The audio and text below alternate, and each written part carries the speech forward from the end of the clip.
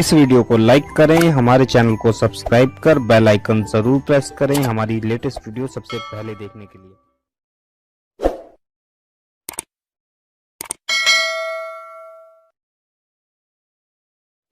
आखिरी में जब सब करके थक गया तो एक जिन्नात था, अजमेर मोहल्ला की सरजमीन पे अना सागर के किनारे खड़े रहता था। लोग उसकी इबादत करते थे। आखिरी हरबा अजमेर वालों के लिए मदद के लिए वही था कि जंगों में इधर उधर जब बहुत मुश्किल आती तो कहते सादी देव को तू मदद कर। कहा जाता है कि जब वो चलता था तो ऐसे पैर रखता था कि जमीन में धमक होती थी, लोग डरते थे उससे। राय पतोरा ने कहा वो फकीर 2 उंगलियों के दरमियान मसल देना उसका काम है, उसका इतना छोटा सा काम है बस कि उसे मसल दिया जाए। वो छोड़ता ही नहीं है हिंदुस्तान, अजमेर छोड़ के जाता ही नहीं है। लोग मुसलमान हुए जा रहे हैं, उसके करीब हुए जा रहे हैं, जा और उसका किस्सा तमाम कर दे। उसने कहा ये तो मेरे लिए छोटी सी बात है। वो हंसा और हंस करके कहा मुझे लिए छोटी सी बात है। वो जाके गरीब नवाज के सामने खड़ा हो गया। उन दिनों गरीब नवाज का कयाम एक दरख्त के नीचे अना सागर के किनारे था। उसने कहा ए फकीर तू अजमेर और हिंदुस्तान छोड़ और चला जा यहां से। पीछे अजमेर के लोग खड़े थे। ये अजमेर अजमेर इसलिए कह रहा हूं कि मैं तारीख बयान कर रहा हूं, वरना जब भी हम गरीब नवाज की निस्बत से शहर का नाम लेते हैं तो अजमेर मोहल्ला और अजमेर शरीफ कहते हैं। यही हमें तालीम दी गई है, हमें हुक्म भी है। अदब ही हमारा मसलक है, अदब हमारा मजहब है। तो उसने कहा कि आप अजमेर छोड़ दें, क्योंकि उसकी बात नकल हो रही है। उसने जो कहा वही कहूंगा, वरना अगर वो ये कहूंगा अजमेर शरीफ तो कहा उसने कब कह दिया था अजमेर शरीफ। ये भी तो मसाइल हैं, ये भी मसला है ना। तो इसलिए उसने कहा छोड़ दे आप अजमेर, हिंदुस्तान छोड़ दें आप। गरीब नवाज ने फरमाया मैं ऐसे छोड़ने का नहीं, हिंदुस्तान ऐसे छोड़ के नहीं जाऊंगा क्योंकि खुद नहीं आया हूं। हिंदुस्तान अगर हिंदुस्तान छुड़वाने का ख्वाब है सादी देओ, ओ सादी देओ, अगर तू चाहता है कि हिंदुस्तान से हमें निकाले तो गरीब नवाज का जवाब है मैं खुद नहीं आया, मुझे मदीने की सरकार ने भेजा है। ऐसे नहीं जाऊंगा, नहीं जाऊंगा ऐसे, बल्कि मर के भी नहीं जाऊंगा। हाँ, मर के भी कोई नहीं ले जा सकता हमें। क्यों? इसलिए कि ये हिंदुस्तान का सीना हमारे लिए कुदरत ने मखसूस कर दिया। गरीब नवाज आज भी उसके सीने में आराम कर रहे जिससे अजमेर मोहल्ला कहा जाता।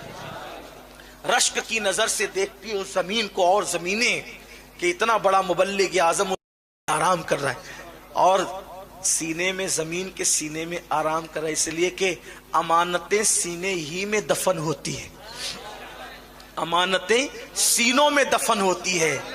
हम घुसपैठिए लोग नहीं है, हिंदुस्तान में अमानत है हिंदुस्तान की। हम हिंदुस्तान की अमानत हैं, हमने दफन इसमें होना है। अमानतें दफन होती है, बागी दफन नहीं होते, गद्दार दफन नहीं होते। अल्लाह अकबर, अगर निजामुद्दीन यहाँ दफन है तो बताया जा रहा है कि निजामुद्दीन यहाँ के बागी का नाम नहीं, निजामुद्दीन यहाँ की अमानत का नाम है। कुतुबुद्दीन अगर यहाँ दफन है तो कुतुबुद्दीन यहाँ के बागी और लुटेरे का नाम नहीं, कुतुबुद्दीन बख्तियार का कि हिंदुस्तान की अमानत का नाम है। ये अमानतें हिंदुस्तान की, और इंशाअल्लाह कयामत के दिन इसी जमीन से ये अमानतें उठेगी। ये इस जमीन की भी अमानत है और हमारे मजहब की भी अमानत है। ये औलिया अल्लाह के आस्ताने। अल्लाह अकबर। तो सरकार सुल्तानुल हिंद गरीब नवाज ने कि मैं ऐसे नहीं जाऊंगा, तेरे कहने से नहीं। का फिर मरने के लिए तैयार हो जा, धमकी दे रहा है, मार डालेंगे तुम्हें। गरीब नवाज ने कहा ठीक है, हमारा ईमान है मुसलमानों का, अगर अल्लाह ने मौत लिखी है तो तेरे मारे बगैर भी हम मरेंगे। अगर मौत लिखी है तो मर जाएं, और नहीं उसने मौत लिखी है तो पूरी दुनिया के लोग जमा हो जाए मारने के लिए, हमें मार नहीं सकते। जिंदगी और मौत का फलसफा यही है, पूरी दुनिया किसी को मारने के लिए जमा हो जाए और अल्लाह ने मौत नहीं लिखी है, नहीं मार सकते। तारीख भरी पड़ी है, तारीख। नमरूद मारना चाहता था इब्राहिम अलैहिस्सलाम को, पूरी नमरूदी पार्टी जमा थी, आग में डाल दिया, मार सके? फिरौन मारना चाहता था मूसा अलैहिस्सलाम को, अल्लाह ने उसके घर में परवरिश करवाई। देखो तो सही, लेकिन कोई बने तो सही मुसलमान, कोई आए तो सही इस्लाम की तरफ, कोई आए तो सही कुरान की तरफ, कोई आए तो सही मजहब की तरफ, कोई आए तो सही मसलक की तरफ। अल्लाह अकबर। वो यकीन पुख्ता करो, जिस दिन मुसलमानों अपना यकीन अल्लाह पर पुख्ता हो गया, उस दिन मारने वाले पालने पर मजबूर होंगे, लेकिन हमें अपना यकीन पुख्ता करना होगा। सरकार गरीब नवाज ने फरमाया, तू नहीं मार सकता मुझे, मेरे अल्लाह ने अगर मेरी मौत नहीं लिखी तो तू नहीं मार सकता मुझे। और फिर आपने उस पर एक हमला खुद किया। फरमाया, क्यों नुकसान उठाता है, नुकसान क्यों उठाता है? तू भी कलमा पढ़ मुसलमान हो, फायदे में रहेगा, तेरी मुराद पूरी होगी, तेरी तमन्ना पूरी होगी। पीछे लोग खड़े थे, अब अगर जो लोगों का खुदा बन के खड़ा हो और कोई उसको कहे कि तेरी भी मुराद पूरी होगी, जो लोगों की मुरादें जो है वो बातें करता है पूरी करने की, अगर उसकी मुराद की बात की जाए तो उसको शर्मिंदगी नहीं होगी? उसने कहा, मेरी क्या मुराद हो सकती है? फरमाया, बताऊं?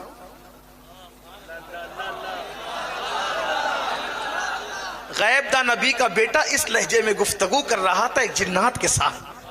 बहुत मुमकिन है कुछ लोगों को होगा, ये बुखारी में है क्या? मेरे अजीज, वो बुखारी तो बरसों पहले लिखी गई, उसमें कैसे हो सकता है? कुछ लोग तो ये कह सकते हैं ना, नहीं हमें बुखारी में बताएंगे तो हमें जो है वो हम उस पर यकीन करेंगे। अगर हर बात का यकीन आपको बुखारी से होता है, अगर आप बुरा नहीं माने तो सिर्फ समझाने के लिए कहूं एक बात, नाराज नहीं होंगे आप? हालांकि आपने बोलने के लिए बिठाया है मुझे, लेकिन आप नाराज नहीं होंगे। अगर आप कहते हैं हर बात हम बुखारी से ही मानेंगे, तो आप जो है वो अपने अब्बा के शहजादे हैं, ये तो कोई बुखारी में नहीं लिखा है ना? नहीं, इसमें हंसने की बात नहीं, मजाक उड़ाने की बात नहीं है कि ये भी बुखारी में है, नहीं है ना मेरे अजीज। तो हर बात बुखारी में नहीं होती है, इसलिए कि बुखारी मुकर्ररात को हज़फ कर दिया जाए तो सिर्फ 2500 हदीसों का मजमुआ है। मुकर्ररात को हज़फ करके कमोबेश 2500 हदीस का मजमुआ है। और जिसने बुखारी लिखी है उनका खुद का दावा है कि मुझे 2 लाख हदीसें याद हैं, 1 लाख सही और 1 लाख गैर सही, उसमें से मैंने सिर्फ इतनी हदीसें लिखी है। अब बताओ, अगर जो सही हदीसें थी उसमें इसे 2500 लिखी गई तो 97,500 हदीसें खुद इमाम बुखारी के अकीदे में सही थी, लेकिन वो गई कहां? वो कहां गई? अगर आप बुखारी, मुस्लिम, तिरमिजी और इब्ने माजा पर ही इस्लाम को मुक़य्यद कर देंगे तो फिर मैं आपसे सवाल करूंगा कि आपने बुखारी का कलमा पढ़ा है या मोहम्मदुर रसूलुल्लाह का कलमा पढ़ा है? वल्लाह बुखारी हमारे सराखों पर है, लेकिन हम सुन्नियों का अकीदा ये, हमें किताब से क्या लेना, हम तो ईमान लाए आमिना के लाल पर। मेरे नबी का फरमान अगर दीवार पे लिखा मिल जाए तो हम उसका भी एहतराम करते हैं। हम किताब नहीं देखते, हम नबी का फरमान देखते हैं। और बुखारी का एहतराम इसलिए करते हैं कि उसमें सबसे ज्यादा सही अहदीस मौजूद है। असहुल कुतुब बादा किताबिल्लाह, उसको इसलिए मानते हैं। लेकिन आप अगर ये कहें कि सारा दीन सिमट कर बुखारी में आ जाए तो ये बात अच्छी नहीं है, आपको ऐसी बात नहीं करना चाहिए। लेकिन मैंने जो बात कही वो आपकी इजाजत से कही, आपको बुरा भी नहीं मानना चाहिए कि जो बात मैंने की समझाने के लिए कही है। आप इस तरह की बात नहीं, ये चीज़ आप बुखारी में, ये चीज़ आप बुखारी में, बल्कि अभी रजब शरीफ का महीना शुरू है ना, आज 7वीं शब लग गई है, अभी कुंडों की न्याज का मामला होगा और लोग कहेंगे बुखारी में है इसका जिक्र। ये बात है, कुंडों की न्याज का जिक्र भी आपको बुखारी में चाहिए। मेरे अजीज, ऐसी बात मत करो। कुंडों की एक न्याज है, मुस्तहब अमल है, इसाले सवाब है, और इसाले सवाब के लिए और मुस्तहब अमल के लिए या नफिल अमल के लिए किसी सबूत की जरूरत नहीं होती। देखो एक बात आपसे कहता हूं, बात जो वो तफसीली हो रही है लेकिन बात समेटने लगा हूं, समेट भी रहा हूं देर से, लेकिन आप सुनना चाहते हैं तो इख्तिसार के साथ इसको कहूं। देखिए, अगर कुछ लोगों का ये ख्याल होता है ना, अंगूठे चूमना कहां से साबित है? एक चीज, कुंडे की न्याज कहां से साबित? चादर चढ़ाना कहां से साबित, मजार पे जाना कहां से साबित। एक बात आपको ये बताऊं, साबित के लिए दलील नहीं चाहिए। तवज्जो आपकी, किसी चीज के साबित होने के लिए, करने के लिए, किसी काम के करने के लिए दलील की जरूरत नहीं है, वरना आपको हर काम के लिए दलील चाहिए। फिर कुर्सी पे बैठने के लिए क्या दलील है, माइक हाथ में लेके तकरीर करने के लिए क्या दलील है, छठी के दिन गरीब नवाज के उन्वान पे तकरीर करने के लिए क्या दलील। यानी आप दलील दलील दलील दलील के अंदर इस कदर उलझ जाएंगे कि आप असल दीन की मारिफत से महरूम हो जाएंगे। तो किसी काम के करने के लिए दलील नहीं चाहिए। जैसे एक समझाने के लिए कहता हूं, मुझे स्कूल जाना है, और इसके लिए कौन सी इजाजत दी आपके अब्बा ने, दौरे के लिए जाना है कौन सी इजाजत दी। बात इजाजत की नहीं है, दीन ये कहता है किसी काम करने के लिए दलील नहीं चाहिए, इजाजत नहीं चाहिए। अगर दलील की जरूरत होती है तो किसी काम के मना होने के लिए, किसी काम के लिए मना होने के लिए दलील चाहिए, इजाजत के लिए दलील नहीं चाहिए। एक छोटी सी बात, आपने मुझे दावत दी नहीं आपने, लेकिन बता रहा हूं मिसाल के तौर पे, वरना कहीं आप ये ना सोचें कि भाई हमने दावत तो दी नहीं, आप जबरदस्ती के मेहमान क्यों बनते हैं। लेकिन समझाने के लिए आपने मुझे दावत दी। अब दावत देने के बाद आप मुझसे कहेंगे कि सैयद साहब ये बताएं आपको क्या क्या पसंद है, उसकी फेरिस्त दो। आपको तवज्जो आपकी, आपको क्या क्या पसंद है उसकी फेरिस्त दो। कितनी फेरिस्त बनेगी? जयपुर से आकर जाने का वक्त हो जाएगा, लेकिन दावत का वक्त नहीं आ पाएगा। ये पसंद, ये पसंद, ये पसंद, ये पसंद, कितना टाइम जाएगा। अब आपको पकाना क्या है? अक्लमंदी ये तकाजा करती है आप ये पूछें आपको किस चीज से परहेज है। अक्लमंदी का तकाजा क्या है? आपको किस चीज, क्या आप नहीं खाते? मैंने बता दिया ये 3 चीजों से मुझे परहेज है, नहीं खाता। तो 3 चीजों के अलावा अब आपको क्या पता चला? 3 नहीं पकाना, बाकी जो चाहे। सही, यही है ना तरीका। बात समझ में आती है? तो अब अल्लाह को क्या पसंद है, इसको कहते हैं जायज, और क्या नापसंद है उसको क्या कहते हैं? नाजायज। तो पसंद की फेरिस्त बनाना मुश्किल है। पसंद की फेरिस्त बनाना, अरे जब मेरी पसंद की फेरिस्त बंदा होकर बनाना मुश्किल है, तो अल्लाह की पसंद की फेरिस्त बनाना कोई आसान होगा? कोई आसान होगा? जब बंदे की पसंद की फेरिस्त की हद नहीं, तो खुदा की फेरिस्त की जो पसंद की फेरिस्त है उसकी हद क्या होगी? कौन पढ़ेगा, कौन समझेगा, कौन मालूम करेगा? तो इस्लाम बच्चों का खेल नहीं है, मेज पर बैठकर 4 लोगों ने इस्लाम गढ़ा नहीं है। तरीका ये है कि ये पूछा जाए आप किन चीजों को नापसंद करते हैं, उसके अलावा हम समझ जाएंगे कि ये सब आपको पसंद है। किस कलर को नापसंद करते हैं समझ जाएंगे, इसके अलावा सब कलर पसंद है। किस मशरूब को नापसंद करते हैं समझ जाएंगे, इसके अलावा सारे मशरूब पसंद है। किस शहर को नापसंद करते हैं समझ जाएंगे, इसके अलावा सारे शहर पसंद है। बिला तमसील, बिला तमसील अल्लाह की पसंद को जायज कहते हैं, अल्लाह की नापसंद को नाजायज कहते हैं। तो अल्लाह ने अपनी पसंद की फेरिस्त नहीं उतारी, बल्कि अल्लाह ने बता दिया ये मुझे नापसंद है, तो अल्लाह ने नाजायज की फेरिस्त बयान कर दी। अब आपको भी पता करना है कि जायज है कि नाजायज। तो जायज की फेरिस्त में मत ढूंढा करो, नाजायज की फेरिस्त में ढूंढा करो। जो नाजायज की फेरिस्त में है बस वही नाजायज है, उसके अलावा जो है वो सब जायज है। जो है वो सब जायज है। अंगूठा चूमना जायज, क्योंकि नाजायज की फेरिस्त में नहीं है। अगर है मुझे बताओ, मैं जिम्मेदारी लेता हूं सुन्नियों की तरफ से, छोटा हूं, बहुत छोटा हूं सुन्नियों का। पूरी सुन्नियत से अंगूठे चूमना नहीं बंद करवा दिया तो फिर कहना, लेकिन शर्त एक है, नाजायज की फेरिस्त में दिखा दूं।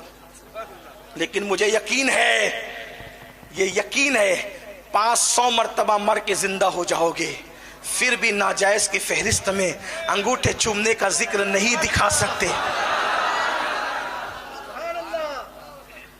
اب ہمیں یہ کرنا ہوگا کہ اللہ نے کن چیزوں کو، بلکہ حضور علیہ السلام کی حدیث ہے، جو جائز ہے وہ جائز ہے، جو ناجائز ہے وہ ناجائز.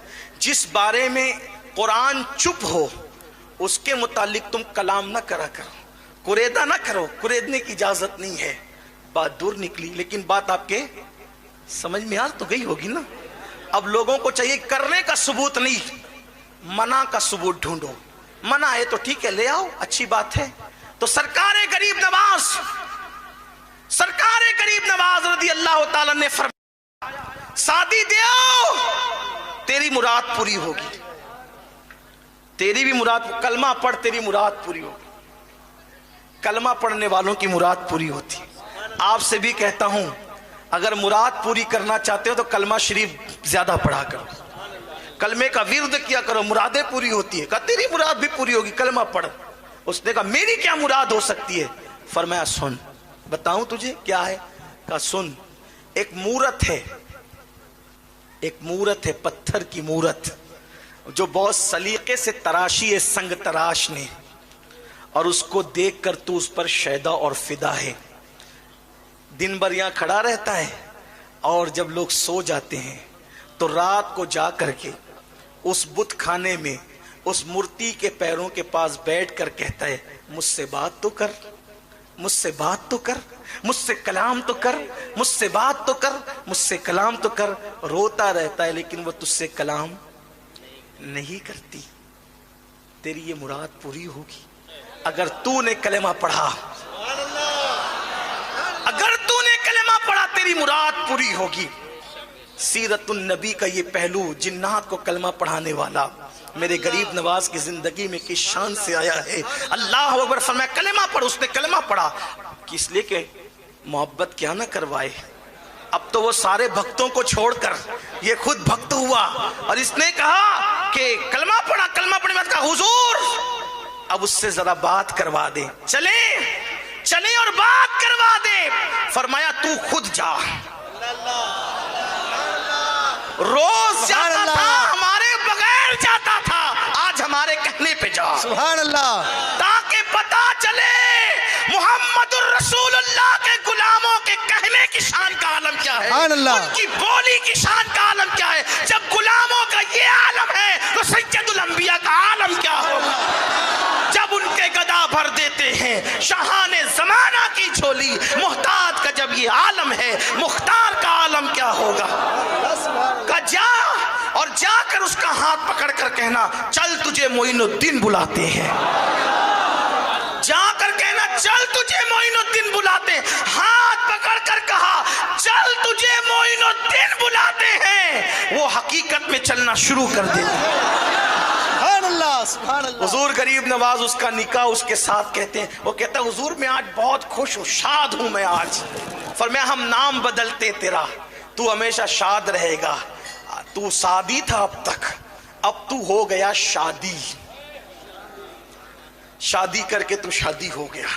تیرا نام اب تو شادی ہے. تو ہمیشہ شاد رہے گا، شاد رہے گا، یعنی تو آباد رہے گا، خوش رہے گا. اس طرح اس کو کلمہ پڑھایا، اس کو خوشیاں عطا کی. یہ غریب نواز ہے.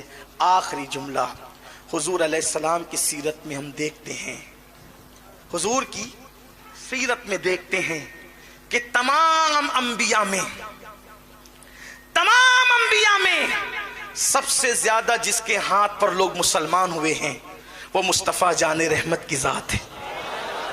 تمام انبیاء میں سب سے زیادہ جس کے ہاتھ میں لوگ مسلمان ہوئے ہیں وہ مصطفیٰ جان رحمت کی ذات ہے.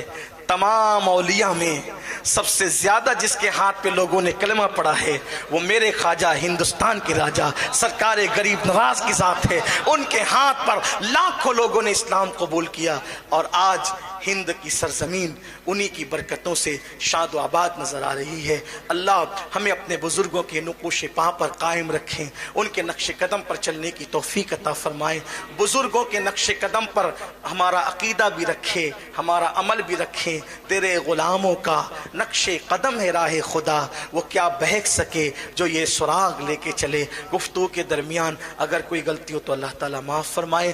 استغفر اللہ ربی من کل ذنب واتوب الیہ۔ جے پور والوں سے میری گزارش ہے کہ ماشاءاللہ ایک طویل عرصے سے سنی دعوت اسلامی آپ کے شہر میں سنیت کا دین کا کام علماء کی سرپرستی میں انجام دے رہی ہے۔ سنی دعوت اسلامی سے جڑے ہفتہ واری اجتماع